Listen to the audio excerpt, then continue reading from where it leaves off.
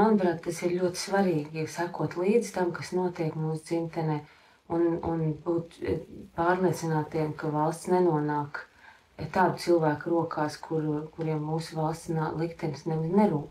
Es balsoju Talsu novada pašvaldībā, izvēle bija diezgan ierobežota, un es zināju ļoti skaidri, tieši par kurām partijām es nevēlos balsot. Man bija ļoti svarīgi redzēt, kāds ir vidējais izglītības līmenis kandidātu vidū, kāds ir vidējais vecums, un skatoties pēc šiem parametriem, protams, arī programma.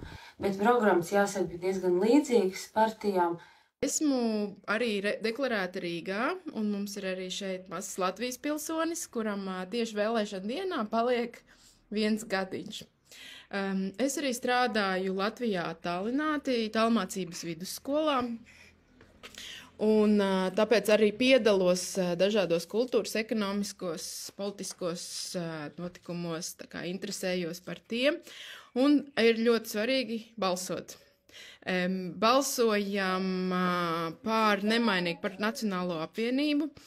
Nebija konkrēts favorīts cilvēks, bet vienkārši vēlos koalīcijā redzēt cilvēks, kam prioritāte ir valsts, kultūra, vēsturiskā mantojuma un valodas saglabāšana. Skatījums arī ilgtermiņā, lai Rīgas pilsētu attīstītu par patīkamu apmeklētājiem, ērtu dzīvošanai, un arī, lai Rīgā mēs varam aizbraucot sajust Eiropas elpu.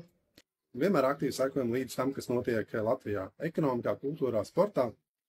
Izvērtējot kandidātus Mārupē, kur varējām balsot, jo tur mums pieder īpašums, skatījāmies to, ar kādu pieredzi nāk kandidāti, un lai būtu pārstāvēts dažādas nozares. Gan uzņēmējdarbība, gan izglītība, sports. Un šoreiz vēlējām par labu Latvijas attīstībai. Sekosim līdzi, kā viņiem veiksies, un novēlam, lai Mārupē turpinātu plaukt un zelt. Man ir svarīgi piedalīties, jo mums pašiem pieder dzīvokļi Rīgā. Un līdz ar to arī gribas, lai pilsēta labi attīstās un lai ir vienmēr prieks atgriezties un tur uzturēties. Balsoju es par Jauno vienotību, jo tur es pazīstu dažus no kandidātiem. Un, protams, bija patīkami balsot par cilvēkiem, kurus es pazīstu un kuru vērtības es atbalstu.